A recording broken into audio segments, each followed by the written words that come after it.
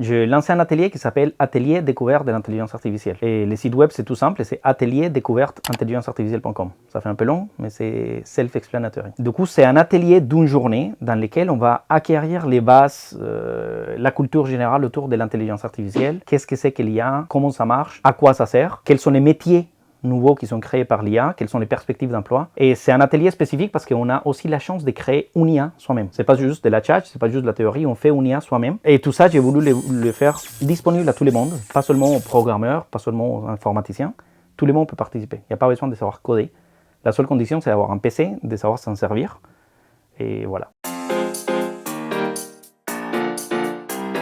Je fais à la base une école de commerce, ou l'équivalent d'une école de commerce. Et puis dans l'école de commerce, m'a fait avoir une carrière. J'ai eu 12 ans d'expérience commerciale, plutôt commerciale. Dans les boîtes, j'ai vendu du matériel. J'étais chez Intel, j'étais chez Acronis, c'est une boîte logicielle. J'étais chez Devoteam, c'est une boîte de services. Du coup, j'ai connu vraiment l'IT de tous les côtés. Et aujourd'hui, après pas mal de choses qui sont arrivées dans ma vie, il a fallu que je me reconvertisse, que j'acquière des compétences techniques. J'ai commencé par apprendre à coder des sites web, PHP, JavaScript, MySQL. J'étais freelance web pendant quelques années. J'ai appris tout ce qui est l'architecture cloud, etc. Et finalement, je me suis lancé dans l'intelligence artificielle, les machine learning. Et c'est ce que je fais aujourd'hui. Et moi, en fait, ce qui me rend unique, c'est que comme je ne suis pas un ingénieur de base, que je ne suis pas un développeur informatique de base, je ne pars pas de l'hypothèse que tout le monde sait de quoi je parle.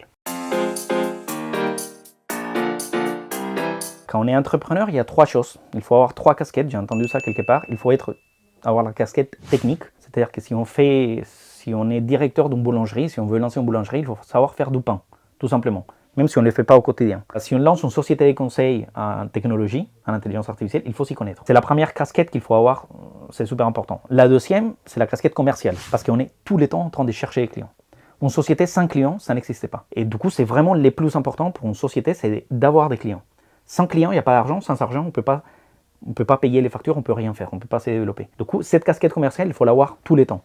Il faut rêver de faire des devis. Il faut voir des opportunités partout. Il faut qu'on se balade dans la rue et qu'on dise « Ah, je pourrais travailler avec ci, je pourrais travailler avec cela ». Et cette lunette commerciale, il faut les avoir tous les temps. La troisième casquette, celle que j'aime pas, mais qu'il faut l'avoir, c'est la partie gestion. Parce que quand on est entrepreneur, on est obligé de gérer une société.